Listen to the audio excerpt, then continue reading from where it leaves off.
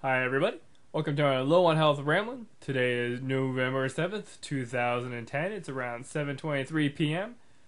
Got a bunch of stuff to cover, in which case I'm going to kind of rattle off some stuff before I get to my normal videos and showing what I've done and whatnot. Some just quick things I just want to mention off the top that have been happening that aren't essentially, game or video related. The first one of which I do want to mention that I basically have done a bunch of videos this weekend. I did 3 video game reviews covering, Rock Band, Civilization, Halo Wars, New Vegas, a bunch of other games. So if you are interested in what I'm thinking about the games I've played recently, head over to that playlist. Also want to mention just some quick things off the top. Work has been great. I love my job, and I love being there. They love me being there. But this week was kind of not stressful, but strenuous at work. Got some information that I just have to adjust to and digest, which kind of just put me in a mad mood during the week. Also during the week, my weed whacker apparently broke. I know not that big of a deal, but it is an old weed. I had over 5 years, and I know it's not that interesting to mention, but it was just funny because as I was using it, I started to smoke a lot. And it is an electric power one, not a gas powered one. So I've abused the hell out of it. But it was just kind of interesting to kind of pull the trigger and then the motor would just go and smoke would just billow everywhere, which was rather interesting. It has also been kind of breezy this weekend. That's why I'm wearing of course, the sweatshirt here. Been really a nice cold front has just pushed its way down here in Florida, and it's hit the 60s and 70s, and my house is an icebox, and it's just been real interesting because I don't want to bring out the really heavy duty stuff just yet because it's not going to be that cold. It's going to pick back up again. What else do I got here? Oh yeah, daylight saving time happened, which is interesting. Daylight savings time, of course, we roll our hours back, so we get an extra hour, which is kind of funny because looking back on all the times I've had daylight savings time happen to me, I remember 10 years ago when you were younger and everything, it was like 1 extra hour to party. You'd be at somebody's house, you'd be out, it hit that 2 a.m. and a roll back, and you basically get an extra hour to be like, ooh, yeah, it's awesome. About 5 years ago, it was kind of cool because they gave me an extra hour of gaming, playing late night with gaming with everybody. It's an extra hour to play through that campaign or kind of get that extra hour in that long game. Then about 3 years ago, it's kind of just fun to get that extra hour of sleep. You can just kind of sleep in because, you didn't really miss an hour. Ironically, nowadays, it's kind of funny because I wake up, I look at the thing, and I'm like, oh, okay, I only have an hour and a half until McDonald's sells their hamburgers. And then I check online and I notice everything in the house is off an hour. So I'm like, oh, great. Now I have to wait 2.5 hours before I can buy cheap hamburgers from McDonald's.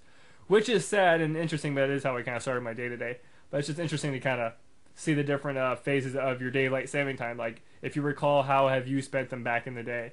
Which, of course, some people might not remember or might not care, but I thought it was something worth mentioning.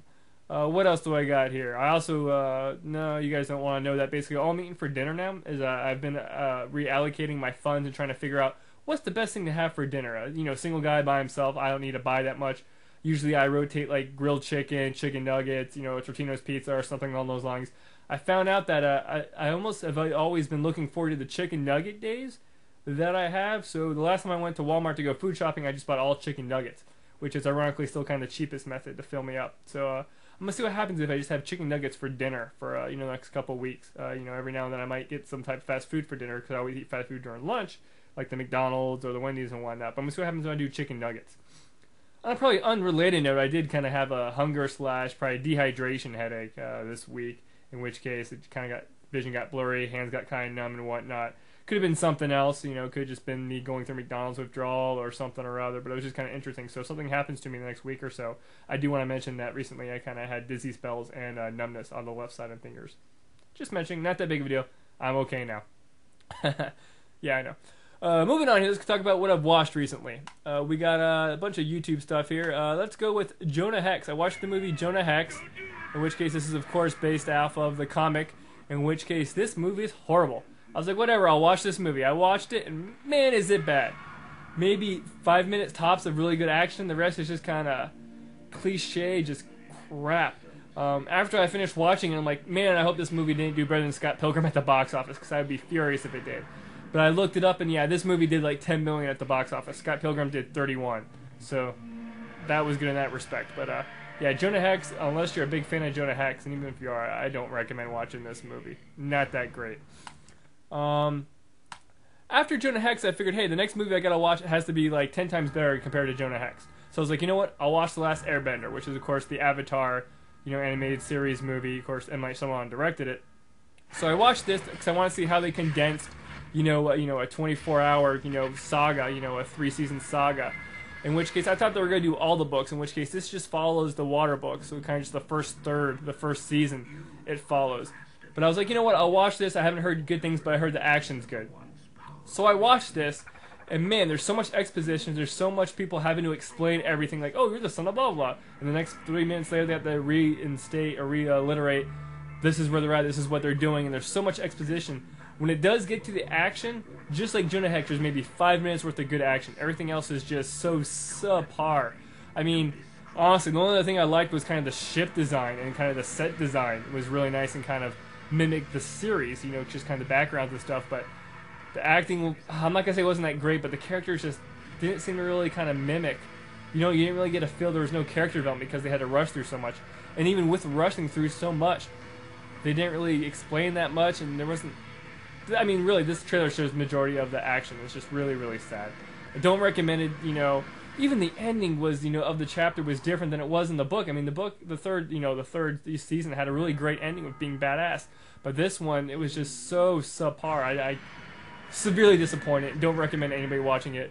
Definitely, everybody out there has Netflix that I know who watches this, or has the ability to watch this series. Watch Avatar, the animated series from Nickelodeon. It is great. It's superb. Watch it with your kids. Watch it by yourself if you're a fan of just good narrative. It's a great series.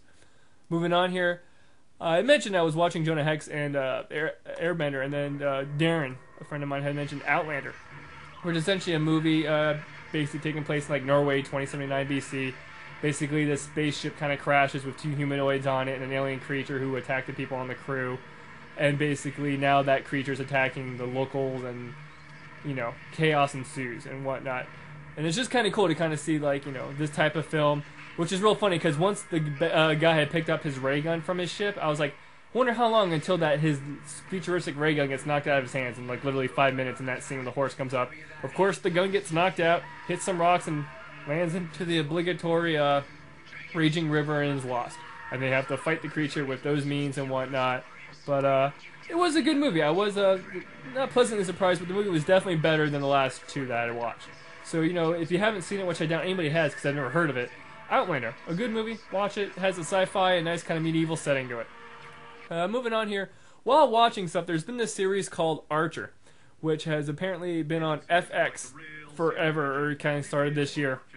In which case, of course, Felina and Jeff have mentioned this series to me numerous times, in which case I got kind of bored and not really got a new game to play this weekend, so you know what, I'll watch Archer. And after watching the first episode, I'm like, I love this. This is freaking amazing. And I basically watched all 10 episodes back to back the other night, and it was just great. Of course, if you look into it, it has great voice acting and everything because it has an all-star crew. And then when I started actually diving into it, seeing who was actually behind it, it's basically kind of the people that brought you to C-Lab 2010, in which case, the classic Adult Swim stuff is just funny, quick-witted, and just really great. And you definitely see that come out in this. It's definitely kind of more mature, which I definitely like. It's on FX. They kind of had more liberty to do what they wanted to do, and it's just great, quick-witted humor. It's great to probably a series I'm going to rewatch again. Like IT Crowd and 30 Rock kind of series, I kind of just pick episodes every now and then to watch, and this is going to be another one of those where I'm just going to pick an episode to watch every now and then because it's hilarious. I definitely recommend it to anybody who hasn't watched it, or if you're a fan of old school Adult Swim stuff, like Space Ghost Coast to Coast or C-Lab 2010, just that quick-witted humor that they don't really kind of have on anymore. This is just awesome, and I definitely recommend watching Archer. And I do regret not watching it when I should have. Yes, Jeff, you were right. Moving on here, some game news stuff I want to mention real quick. Bejeweled 3, of course, has been officially announced, which, of course, Bejeweled is the pinnacle of, casual games, kind of compared to Farmville, but Bejeweled kind of definitely hooked me back in this day from its PopCap before Peggle did and other games. I mean, Bejeweled was where it was at, and I haven't really been a fan of the Bejeweled Twist and all the other different Bejeweleds, but I'm super psyched for the new Bejeweled 3, and I definitely will be playing it when it comes out, and, I'm happy I don't have a portable gaming phone or whatnot that I could play these games because I would just eat them up. And I've played them on the 360, but I think it's a big waste of time to use a big TV and the 360 to play Bejeweled. But I just remember that it's the classic mind-numbing game. I do want to mention, too, right off the bat, I have kind of wet my toes a little bit with Minecraft a little bit. I started kind of playing that a little bit. Of course, if you've heard of Minecraft, I'm not going to bother doing a video for it. I just want to mention real quick. I've started tinkering around with it, and I'll probably talk about it more later. Let's go ahead and show my Gamefly queue, in which case I sent Rock Band 3 back. And they actually, I sent that back, and the next day they shipped me, boom, Front Mission Evolved. So I've actually been looking forward to it because I'm a big Front Mission fan. And granted, this is a completely different Front Mission, and we never got Front Mission 5, and I've always loved 3. But this is basically going to be a third-person mech shooter, so let's see what happens with it. So I'll be looking forward to that. And, of course, later on this week, we got Call of Duty Black Ops, which, of course, is the whole big shadoo that everybody's going to be talking about. Potential game of the year, you know, of course, because it's a Call of Duty game, but it's the Treyarch people. It isn't our Infinity Ward, who don't really exist anymore, blah, blah, blah, blah. We all know the story. But looking forward to it. And if you see there, too, I got Assassin's Creed, which I kind of flew underneath my radar. Don't really know what I'm going to do about that. I am kind of looking forward to Front Mission Call of Duty. I probably actually won't get to Assassin's Creed this first time around. It'll probably be a level tier, B tier game. So we'll see what happens. But that's kind of what the gaming outlook's looking like. But other than that, that's really about it. Just kind of living and everything, getting used to the cold, and work's fine, and everything else is okay. And I can't complain about much. And the stuff I do complain about is minuscule compared to other people's problems. And I am thankful for everything I have, yada, yada, yada. But as always, thank you guys for watching, and I will catch you next time.